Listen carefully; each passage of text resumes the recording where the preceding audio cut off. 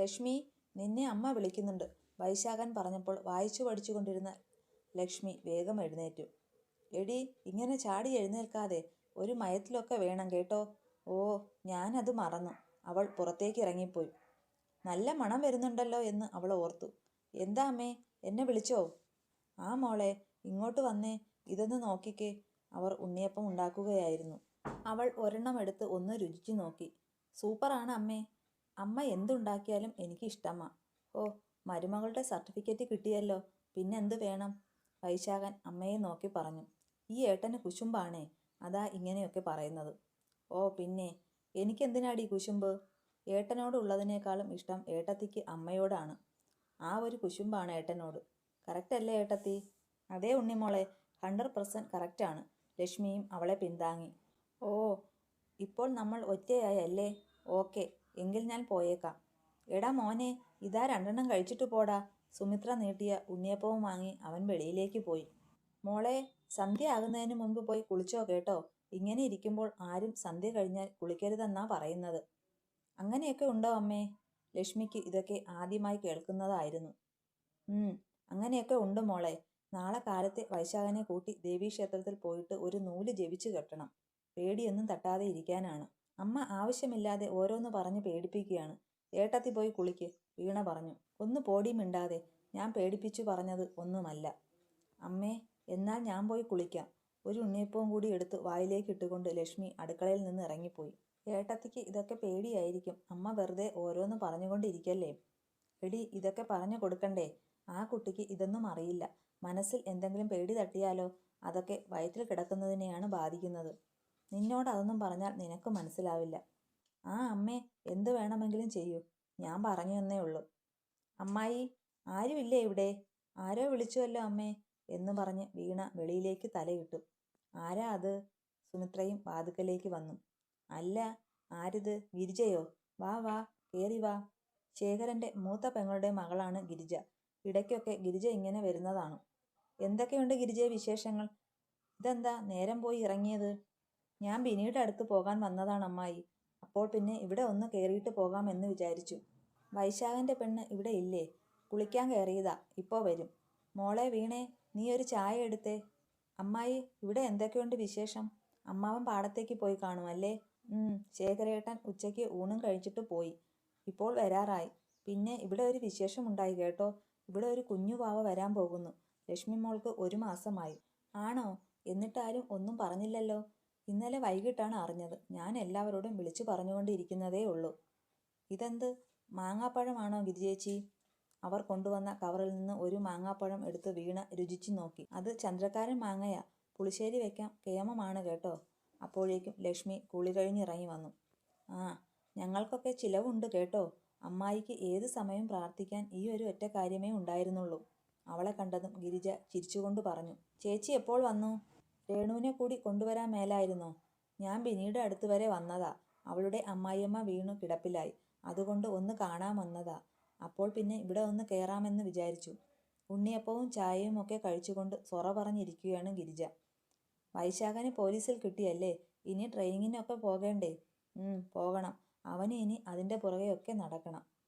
വൈശാഖൻ ഇവിടെ ഇല്ലേ? വന്നിട്ട് കണ്ടില്ല. ഏട്ടൻ ആരെയോ കാണുവാൻ വേണ്ടി പുറത്തു പോയതാണ്. ഇപ്പോൾ വരും. കുറച്ച് സമയം കൂടി എല്ലാവരുമായിട്ട് വർത്തമാനം പറഞ്ഞിരുന്ന് ഗിരിജ യാത്ര പറഞ്ഞു പോയി. അമ്മേ, നമ്മൾക്ക് മാമ്പഴ പുളിശ്ശേരി ഉണ്ടാക്കിയാലോ? ലക്ഷ്മി ഒരു മാമ്പഴം ആസ്വദിച്ചിരുന്ന് കഴിക്കുന്നതിനിടയിൽ പറഞ്ഞു. അതിനെന്താ മോളെ, നമ്മൾക്ക് ഇപ്പോൾ തന്നെ ഉണ്ടാക്കാം.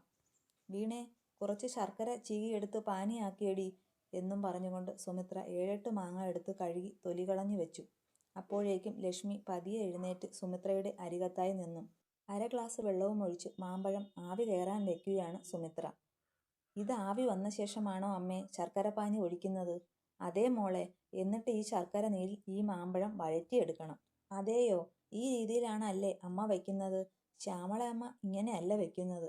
ഏട്ടത്തി ഇതൊന്ന് കൂട്ടി നോക്കിക്കേ. സൂപ്പറാണ്. അമ്മയുടെ സ്പെഷ്യലാണ് ഈ പുളിശ്ശേരി. എങ്ങനെയാണ് അമ്മേ? നോക്കട്ടെ. മാമ്പഴം ശർക്കരപ്പാനിയിൽ കിടന്ന് തിളച്ചു മറിഞ്ഞു. അത്രയ്ക്കൊന്നുമില്ല മോളെ.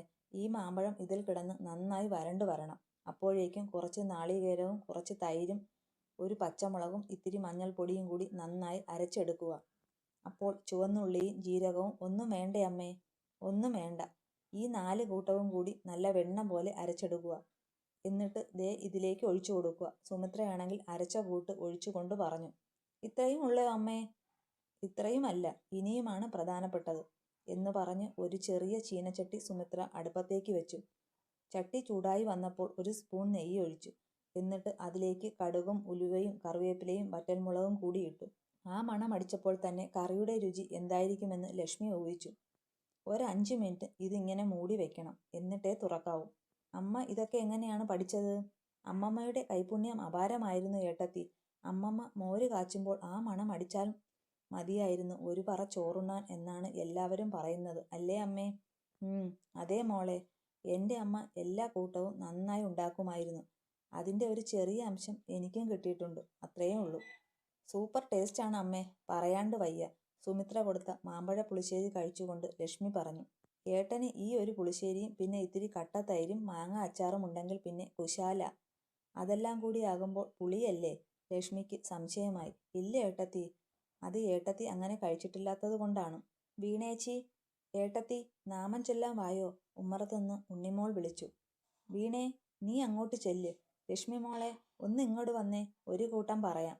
ഓ, അമ്മ അടുത്തത് എന്തോ ഒപ്പിക്കുന്നുണ്ട്. അതും പറഞ്ഞുകൊണ്ട് വീണ എഴുന്നേറ്റ് പോയി. മോളെ, എന്നും കാലത്ത് എഴുന്നേറ്റ് 2 കൈയും കൂപ്പി സൽബുദ്ധിയും സൽസ്വഭാവമുള്ള ആയുരാരോഗ്യത്തോടു കൂടിയ കുഞ്ഞിനെ തരണമേ എന്ന് സൂര്യഭഗവാനോട് പ്രാർത്ഥിക്കണം കേട്ടോ. അമ്മേ, എന്തൊക്കെയാണെന്ന് അമ്മ പറഞ്ഞു തന്നാൽ മതി, ഞാൻ അതുപോലെ ചെയ്തോളാം. സുമിത്ര അവളെ നോക്കി മന്ദഹസിച്ചു. മോള് പോയി നാമം ചൊല്ലിക്കോ, അമ്മയ്ക്ക് ഇത്തിരി ജോലി കൂടിയുണ്ട്. കുറഞ്ഞത് 6-7 പ്രാവശ്യമെങ്കിലും അശോകനും ശ്യാമളയും ദീപയെ വിളിച്ചു. അച്ഛാ, പേടിക്കൊന്നും വേണ്ട, രാജീവേട്ടൻ എന്നെ ഒന്നും ചെയ്യില്ല. എന്നാലും എൻ്റെ മോളെ, ഞങ്ങളുടെ വിഷമം എത്രയാണെന്ന് നിന്നോട് പറഞ്ഞാൽ മനസ്സിലാകില്ല. അതിൻ്റെ ഒന്നും ആവശ്യമില്ല, വിഷമിക്കേണ്ട സമയമൊക്കെ കഴിഞ്ഞിരിക്കുന്നു. നീ എന്താ ഇങ്ങനെയൊക്കെ പറയണത്? എനിക്കൊരു സമാധാനവുമില്ല. ഞാൻ ഇനി ആത്മഹത്യയൊന്നും ചെയ്യാൻ തുനിയത്തില്ല. അന്നേരം എൻ്റെ വിവരമില്ലായ്മ കൊണ്ടാണ് ഞാൻ അങ്ങനെയൊക്കെ ചെയ്തത്. അതിൽ ഞാൻ ഇന്ന് ഒരുപാട് പശ്ചാത്തപിക്കുന്നുണ്ട്. മോളെ, ഞാൻ അവനോടൊന്ന് സംസാരിക്കണ്ടേ? ഇല്ലെങ്കിൽ ഇനിയും അവൻ… അച്ഛാ, കാര്യങ്ങളൊക്കെ ഞാൻ പറഞ്ഞിട്ടുണ്ട്. ഇനി രാജീവേട്ടനെക്കുറിച്ച് അങ്ങനെയൊന്നും കേൾക്കാതെ ഞാൻ നോക്കിക്കോളാം. നിന്നെ അവിടെ നിർത്താൻ എനിക്ക് ഭയമാണ് മോളെ. എന്തിന്? അച്ഛൻ കാട് കയറി ചിന്തിച്ച് വേവലാതിപ്പെടേണ്ട, അമ്മയോടും പറഞ്ഞേക്കും. അച്ഛാ, എങ്കിൽ വെച്ചോളൂ, ഞാൻ നാളെ വിളിക്കാം. അശോകൻ അപ്പോഴേക്കും ഫോൺ വെച്ച് കഴിഞ്ഞു. രാജീവൻ്റെ ഫോൺ നിർത്താതെ റിങ് ചെയ്യുന്നുണ്ട്. അയാൾ കുളിക്കുകയായിരുന്നു. ദീപ പോയി ഫോൺ എടുത്ത് നോക്കി. ഹേമ കാളിംഗ്. അവളതെടുത്ത് ലൗഡ് സ്പീക്കർ ഓൺ ചെയ്തു. ഹലോ രാജീവൻ, ഇന്നെന്താ വിളിക്കാതിരുന്നത്? രാജീവേട്ടൻ കുളിക്കുകയാണ്, ഇറങ്ങുമ്പോൾ പറയാം, ദീപ മറുപടി പറഞ്ഞു. പെട്ടെന്ന് തന്നെ ആ കോൾ കട്ടായി. അപ്പോഴേക്കും രാജീവൻ കുളി കഴിഞ്ഞ് ഇറങ്ങി വന്നിരുന്നു. രാജീവേട്ടൻ ഒരു കോൾ ഉണ്ടായിരുന്നു, ഒരു ഹേമ. ഇറങ്ങുമ്പോൾ തിരിച്ചു വിളിക്കാം എന്ന് ഞാൻ പറഞ്ഞു. ദീപ ഫോൺ അവൻ്റെ കയ്യിലേക്ക് കൊടുത്തുകൊണ്ട് പറഞ്ഞു. അവൻ ഫോണുമായിട്ട് വേഗം പുറത്തേക്ക് ഇറങ്ങിപ്പോയി. മോളെ, ഊണ് കഴിക്കാൻ വാ, ഭാരതിയമ്മ വിളിച്ചപ്പോൾ അവൾ അവരുടെ പിന്നാലെ പോയി. അച്ഛൻ കഴിച്ചിട്ട് പോയോ അമ്മേ? പോയി. മോള് വാ, വന്ന് വയറ് നിറച്ച് എന്തെങ്കിലും കഴിക്ക്, അവർ സ്നേഹത്തോടെ പറഞ്ഞു. രാജീവൻ മുറ്റത്ത് നിന്നുകൊണ്ട് ഫോണിൽ സംസാരിക്കുന്നത് അവൾ കണ്ടു. ഭക്ഷണം കഴിച്ചു കഴിഞ്ഞ് തിരികെ അവൾ റൂമിലെത്തിയതും രാജീവൻ പോയി റൂമിൻ്റെ വാതിൽ ലോക്ക് ചെയ്തു. എടി, നിന്നോട് ഒരു കാര്യം ഞാൻ പറഞ്ഞേക്കാം. ഇനി മേലാൽ നീ എനിക്ക് വരുന്ന ഒറ്റ കോള് പോലും എടുത്തു പോയേക്കരുത്, കേട്ടോടി പുല്ലേ. ഹേമ എന്ന് കണ്ടപ്പോൾ ഒരു ക്യൂരിയോസിറ്റി തോന്നി. ഇനി ആ പെണ്ണാണോ നിങ്ങളുടെ മനം കവർന്ന മാദകസുന്ദരി എന്നോർത്ത് അതുകൊണ്ട് എടുത്തതാ. താൻ എന്തെങ്കിലും പറയുമ്പോൾ പേടിച്ചു വിറയ്ക്കുന്ന ദീപയെ അല്ലായിരുന്നു അവൻ അപ്പോൾ കണ്ടത്. തന്നോട് പോരാടാൻ ഉറച്ചായിരുന്നു അവളെന്ന് രാജീവൻ ഉറപ്പിച്ചു. അവളിലുണ്ടായ മാറ്റം അവനെ ഞെട്ടിച്ചു കളഞ്ഞു. എടി, നിന്നെ ഞാൻ… നിന്റെ തർക്കുത്തരം ഇന്നത്തോടെ ഞാൻ അവസാനിപ്പിക്കും. അവൻ അവളുടെ നേർക്ക് പാഞ്ഞു ചെന്നു. തൊട്ടു പോകരുത്. നിങ്ങളുടെ അടിയും ചവിട്ടും തൊഴിയും എല്ലാം ഏറ്റുവാങ്ങി കരഞ്ഞുകൊണ്ടിരുന്ന ദീപയില്ല. അവൾ മരിച്ചു കഴിഞ്ഞിരിക്കുന്നു. ഇനി എന്നെ എന്തെങ്കിലും ചെയ്താൽ നിങ്ങൾ അഴി എണ്ണേണ്ടി വരും, കാണണോ? അത് കേട്ടതും രാജീവൻ പൊട്ടിച്ചിരിച്ചു. നീ കാണിക്കടി, എന്നെ നീ ജയിലിൽ പിടിച്ചുകൊണ്ടുപോയി അടയ്ക്കടി. നീ ആരാടി എന്ന് പറഞ്ഞാൽ? ഞാൻ ആരാണെന്ന് പറയണോ? ഇനി എനിക്കെന്തേലും സംഭവിച്ച് ഹോസ്പിറ്റലിൽ ഞാൻ കയറിയാൽ ആ നിമിഷം നിങ്ങൾ ജയിലിലാകും. അപ്പോൾ അറിയും നിങ്ങൾ ഈ ഞാൻ ആരാണെന്ന്. അത് പറഞ്ഞുകൊണ്ട് ദീപ കട്ടിലിൽ കയറി കിടന്നു. എന്നും താൻ ഉറങ്ങിയോ എന്ന് ഉറപ്പുവരുത്തിയിട്ട് കിടന്നിരുന്നവളാണ്. ഇപ്പോൾ യാതൊരു കൂസലുമില്ലാതെ അവൾ കയറി കിടന്നിരിക്കുന്നു. രാജീവൻ ചവിട്ടിത്തുള്ളി മുറിവിട്ടിറങ്ങിപ്പോയി. ആ തക്കം നോക്കി ദീപ വേഗം അവൻ്റെ ഫോണിൽ നിന്ന് ഹേമയുടെ നമ്പർ തൻ്റെ ഫോണിലേക്ക് സേവ് ചെയ്തു. നീ ഇത് എവിടെ പോയതായിരുന്നു വൈശാഖ? എത്ര നേരമായി നോക്കിയിരിക്കാൻ തുടങ്ങിയിട്ട്? മുറ്റത്ത് ബൈക്ക് വെച്ചിട്ട് അവൻ ഉമ്മറത്തേക്ക് കയറി. അച്ഛാ, ഞാൻ നമ്മുടെ പോറ്റി സാറിനെ കാണാൻ പോയതാണ്. ട്രെയിനിങ് ഉണ്ട് അച്ഛാ, അതിൻ്റെ കാര്യങ്ങളൊക്കെ ചോദിക്കാൻ പോയതാണ്. എന്നാലും നീ ആ ഫോണെന്നെടുക്കാൻ മേലായിരുന്നോ മോനെ? ആ കുട്ടി എത്ര വിഷമിച്ചു. ഓ, സാറിനോട് സംസാരിച്ചിരുന്നത് കൊണ്ടാണ്. അച്ഛനറിയാലോ സാറിൻ്റെ കാര്യം. എന്തെങ്കിലും ആകട്ടെ, നീ മുറിയിലോട്ട് ചെല്ലും. വല്ലാത്ത ഉഷ്ണം. ശേഖരൻ തോർത്തെടുത്ത് വീശിക്കൊണ്ട് ചാരു കസേരയിൽ ഇരുന്നു. അമ്മേ, ദേ ഏട്ടൻ വന്നു. നീ ഇതെവിടെ പോയതാടാ? നേരം എത്രയായെന്ന് അറിയുമോ നിനക്ക്? വിളിച്ചാൽ ഫോണും എടുക്കില്ല. അമ്മേ, ഇത്രയ്ക്ക് ദേഷ്യപ്പെടാനും മാത്രം എന്താ സംഭവിച്ചത്? ഞാൻ ഇങ്ങ് വന്നില്ലേ? ഞാൻ സാറിനെ കാണാൻ പോയതാണ്. മിണ്ടരുത്, പൊയ്ക്കോ എൻ്റെ മുന്നീന്ന്. ഇതെന്താ ഇവർക്കെല്ലാം പറ്റിയത്? മനുഷ്യനെ വെറുതെ ടെൻഷൻ അടിപ്പിക്കാൻ. അവൻ മെല്ലെ റൂമിലേക്ക് കയറിപ്പോയി. ലക്ഷ്മിയുടെ അടുത്ത് ഉണ്ണിമോൾ ഉണ്ടായിരുന്നു. ആ, ഏട്ടൻ വന്നല്ലോ. ഏട്ടത്തി, അപ്പോൾ ഗുഡ് നൈറ്റ്.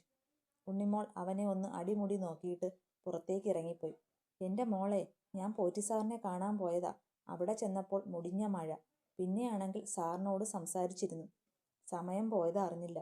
ലക്ഷ്മി ഒരക്ഷരം പോലും മിണ്ടാതെ തലകുനിച്ചിരിക്കുകയാണ്. ദേ കുഞ്ഞു ലക്ഷ്മി, നിന്റെ അമ്മ എന്നോട് പിണങ്ങി കേട്ടോ. അച്ഛയുടെ പൊണ്ണിന് അറിയാമല്ലോ സത്യത്തിൽ അച്ഛ എവിടെ പോയതാണെന്ന്. അവൻ കൊഞ്ചിക്കൊണ്ട് അവളുടെ അടുത്തേക്ക് വന്നു. ലക്ഷ്മി, പിണങ്ങിയോ? അവൻ അവളുടെ താടി പിടിച്ചുയർത്തി. എന്നിട്ട് അവളെ അവൻ പിടിച്ച് എഴുന്നേൽപ്പിച്ചു. തൻ്റെ നെഞ്ചോട് ചേർത്ത് പിടിക്കുകയും അവൾ വാഷ്റൂമിലേക്ക് ഓടി. കാര്യം മനസ്സിലാകാതെ വൈശാഖൻ പിറകെയും. ഭയങ്കര ഓക്കാനമായിരുന്നു അവൾ. ലക്ഷ്മി, എന്താ പറ്റിയത്? അമ്മേ, ഒന്നിങ്ങോട്ട് വരൂ, വൈശാഖൻ വിളിച്ചു കൂവി. അപ്പോഴേക്കും ലക്ഷ്മി തളർന്നു വന്ന് കട്ടിലിരുന്നു. എന്താടാ, എന്താ പറ്റിയത്? സുമിത്രയും വീണയും കൂടി ഓടി വന്നു. ഒന്നുമില്ലമ്മേ, എനിക്ക് ഓക്കാനം പോലെ തോന്നി. അതിനാണ് ഈ ഏട്ടൻ വെറുതെ ബഹളം വയ്ക്കുന്നത്. ഓ, എൻ്റെ ദൈവമേ, ഈ ഏട്ടൻ പേടിപ്പിച്ച് കളഞ്ഞല്ലോ. എന്താ മോളെ, ഇതുവരെ കുഴപ്പമൊന്നുമില്ലായിരുന്നല്ലോ. അറിയില്ലമ്മേ, ഇപ്പോൾ കുറഞ്ഞു. അമ്മ പോയി കിടന്നോളൂ. എന്തെങ്കിലും ഉണ്ടെങ്കിൽ മോളെ വിളിച്ചാൽ മതി കേട്ടോ. സുമിത്രയും വീണയും കൂടി മുറിവിട്ട് ഇറങ്ങിപ്പോയി. വൈശാഖൻ വാതിലടച്ച് ലോക്ക് ചെയ്തിട്ട് ലക്ഷ്മിയുടെ അരികിലേക്ക് വന്നു. ഇങ്ങോട്ട് വരരുത് പ്ലീസ്. ലക്ഷ്മി വൈശാഖനെ നോക്കി. ഞാൻ സോറി പറഞ്ഞില്ലേ. നോക്ക് ലക്ഷ്മി, നീ ഇങ്ങനെ തുടങ്ങരുത് കേട്ടോ. ലേറ്റ് ആയിപ്പോയി, വിളിച്ചിട്ട് കിട്ടിയതുമില്ല. അവൻ കുറച്ചുകൂടി അവളുടെ അടുത്തേക്ക് വന്നു. ഏട്ടാ, എൻ്റെ അടുത്ത് വരരുത്, ഒന്ന് മാറിപ്പോകൂ. ഈ തവണ അവൾ തൻ്റെ നാസിക പൊത്തിപ്പിടിച്ചുകൊണ്ടാണ് പറഞ്ഞത്. എന്താ, നിനക്കെന്ത് പറ്റി ലക്ഷ്മി? ഏട്ടാ പ്ലീസ്. ഏട്ടൻ അടുത്ത് വരുമ്പോൾ എനിക്ക് എന്തോ വൊമിറ്റ് ചെയ്യാൻ തോന്നുന്നു. നീ എന്താ ലക്ഷ്മി ഈ പറയുന്നത്? ഞാൻ അടുത്ത് വന്നപ്പോൾ നിനക്ക് ഛർദ്ദിക്കാൻ വരുവാണെന്നോ? ഒന്നും മനസ്സിലാകാത്തതുപോലെ അവൻ അവളെ നോക്കി. വായും മൂക്കും പൊത്തിപ്പിടിച്ചുകൊണ്ട് ഇരിക്കുകയാണ് ലക്ഷ്മി. സത്യമാണ് ഏട്ടാ ഞാൻ പറയുന്നത്. എനിക്ക് ഭയങ്കരമായിട്ടും വൊമിറ്റ് ചെയ്യാൻ തോന്നുക. ലക്ഷ്മി വീണ്ടും ബാത്റൂമിലേക്ക് ഓടി. പുറം തടവി തരണോ ഞാൻ? വേണ്ട വേണ്ട, ഒന്ന് പോയി തന്നാൽ മതി. അവൾ വായ കഴുകിയിട്ട് വീണ്ടും കട്ടിലേക്ക് വന്നു. ഇതെന്താണ് ഇങ്ങനെ? ഞാൻ ഇതൊക്കെ ആദ്യമായിട്ട് കേൾക്കുക. നിനക്ക് എന്തേ പെണ്ണേ? അവൻ പകപ്പോടെ ലക്ഷ്മിയെ നോക്കി നിന്നുപോയി. പ്ലീസ് ഏട്ടാ, പ്ലീസ്. ഇതെന്താണ് ഇങ്ങനെ? ഞാനിതൊക്കെ ആദ്യമായിട്ട് കേൾക്കുക. എനിക്കും ഇതൊക്കെ ആദ്യത്തെ അനുഭവമാണ്. ശരി ശരി, ഇനി ഞാൻ എന്താണ് ചെയ്യേണ്ടത്? ഒന്ന് പറഞ്ഞു തന്നാൽ വളരെ ഉപകാരമായിരുന്നു. എനിക്കൊന്നും അറിയാൻ വയ്യ. അവൾ കട്ടിലേക്ക് പുറംതിരിഞ്ഞു കിടന്നു. അവൻ തുണി മാറിയിട്ട് കുളിക്കാൻ കയറി. ഒരു ടാങ്ക് വെള്ളമെങ്കിലും ദേഹത്ത് ഒഴിച്ചു കാണും അവൻ. ഓ, ഇനി മണം ഉണ്ടെന്നെങ്ങാനും പറഞ്ഞാൽ നീ എൻ്റെ കയ്യിൽ നിന്ന് മേടിക്കും. വൈശാഖൻ തല തുവർത്തിക്കൊണ്ട് ഇറങ്ങി വന്നു. ലക്ഷ്മി ഒന്ന് ചരിഞ്ഞു നോക്കി. ഏട്ടാ, എന്നോട് പിണങ്ങല്ലേ പ്ലീസ്. എനിക്കിതുവരെ ഒരു കുഴപ്പവും ഇല്ലായിരുന്നു സത്യമായിട്ടും. ഇപ്പോൾ എങ്ങനെയുണ്ടെന്ന് നോക്കിക്കേ. കുഴപ്പമില്ല. നമ്മുടെ സോപ്പിൻ്റെ മണം എനിക്ക് ഇഷ്ടമാണ്. പക്ഷേ ആ പെർഫ്യൂം അതാണോ എന്നാണ് എനിക്ക് ഡൗട്ട്. എങ്കിൽ ആ പെർഫ്യൂം ഇനി ഞാൻ ഉപയോഗിക്കുന്നില്ല, അതുപോരെ? അവൻ വന്ന് അവളുടെ അരികത്ത് കിടന്നു. എടി, ഇങ്ങോട്ട് തിരിഞ്ഞു കിടക്കടി. അവൻ അവളുടെ ചുമലിൽ പിടിച്ചു വലിച്ചു. അടങ്ങിക്കിടക്ക് അവിടെ. ഇനി വാഷ്റൂമിലേക്ക് എഴുന്നേക്കാൻ എനിക്ക് വയ്യ. ഓ, ഭവതി ഇപ്പോൾ അങ്ങനെയായോ? അപ്പോൾ പ്രൊഡക്ഷൻ കൺട്രോളർ ഔട്ടായി അല്ലേ? ഏട്ടാ പ്ലീസ്. എന്തോന്ന് പ്ലീസ്? എൻ്റെ കുഞ്ഞു ലക്ഷ്മി, അമ്മയ്ക്കിട്ട് അച്ഛൻ പണി കൊടുത്തു കേട്ടോ. ഇനി നമ്മൾ രണ്ടുമാണ് കൂട്ട്. അവനും അവളുടെ വശത്തേക്ക് ചരിഞ്ഞു കിടന്നു. എന്നിട്ട് വലം കൈ കൊണ്ട് അവളുടെ വയറിൽ വട്ടം പിടിച്ചു. ഒന്ന് വിടുന്നുണ്ടോ മനുഷ്യ? അവിടെ എങ്ങാനും ചുരുണ്ടുകൂടി കിടക്കാൻ നോക്ക്. എല്ലാം ഒപ്പിച്ചു വെച്ചിട്ട്. ദേ, എന്നെ കൊണ്ടൊന്നും പറയിപ്പിക്കരുത് കേട്ടോ. ആ, നിന്റെ പറച്ചിൽ കേട്ടാൽ തോന്നും ഞാൻ ബാലൻ കെ നായറായിട്ടാണ് നിന്റെ കൂടെ കിടന്നതെന്ന്. ഏട്ടാ, അമ്മ ചോദിച്ചു, വിജി ചേച്ചി ചോദിച്ചു, വീട്ടിൽ ചെന്നപ്പോൾ എൻ്റെ അമ്മ ചോദിച്ചു, എൻ്റെ ഫ്രണ്ട്സ് ചോദിച്ചു, ഇങ്ങനെ നാട്ടുകാരും വീട്ടുകാരും ഒക്കെ എന്നെ ഒരു ചോദ്യചിഹ്നമാക്കിയപ്പോൾ അതിന് സൊല്യൂഷൻ ഞാൻ കണ്ടുപിടിച്ചു. ഞാൻ ചെയ്തത് തെറ്റാണോ? നിന്റെ പൂർണ്ണ സമ്മതത്തോടെ അല്ലായിരുന്നോടി എല്ലാം? അതിൽ എന്ത് തെറ്റാണുള്ളത്? നീ പറയൂ. അയ്യടാ, ഒരു തെറ്റുമില്ല. 100% ശരിയാണെന്നേ. ഒരു വലിയ കണ്ടുപിടുത്തം നടത്തിയിരിക്കുന്നു. കിടന്നുറങ്ങാൻ നോക്കൂ മനുഷ്യ. ആ, എന്നിട്ട് നിന്റെ ഒരു വർത്തമാനം. ഈ പാവം എന്നെ നീ കുറ്റപ്പെടുത്തുക ആണോടി? ഞാൻ പറഞ്ഞത് തിരിച്ചെടുക്കുന്നു. കാര്യം തീർന്നോ? ദൈവത്തെ ഓർത്ത് ഒന്ന് കിടക്ക് മനുഷ്യ. ഞാൻ കിടന്നോളാം. ഇതെൻ്റെ കുഞ്ഞു ലക്ഷ്മിക്ക്. അവൻ അവളുടെ വയറിൽ ചുംബിച്ചു. ഗുഡ് നൈറ്റ് പൊന്നെ. അച്ഛ ഗുഡ് നൈറ്റ് പറഞ്ഞില്ലേ? ഇനി വാവ ഉറങ്ങിക്കോ. അവളും ചിരിച്ചുകൊണ്ട് പറഞ്ഞു. എടി, എനിക്കൊരു ഉമ്മ താടി പൊന്നെ. അത്രയ്ക്ക് ബുദ്ധിമുട്ടാണോ ഏട്ടന്? പിന്നില്ലേ, എനിക്കൊന്ന് ഉറങ്ങണ്ടേടി. അതിന് നീ ഒരു ഉമ്മ താ. അത്രയേ ഉള്ളൂ. ഉമ്മ തന്നാൽ ഉറങ്ങുമോ? നോക്കാം. വേറെ നിർവാഹമില്ലല്ലോ. എങ്കിലേ ഇപ്പോൾ തൽക്കാലം എൻ്റെ മോൻ ഉറങ്ങേണ്ട. കുഞ്ഞുലക്ഷ്മി, നിന്റെ അമ്മയ്ക്ക് ഇത്തിരി ജാട കൂടുന്നുണ്ട് കേട്ടോ. എല്ലാം അച്ഛൻ ക്ഷമിക്കുക നിനക്കു വേണ്ടി. ഓ, ഒരൗദാര്യം. ഒന്ന് പോടാ ചെറുക്ക.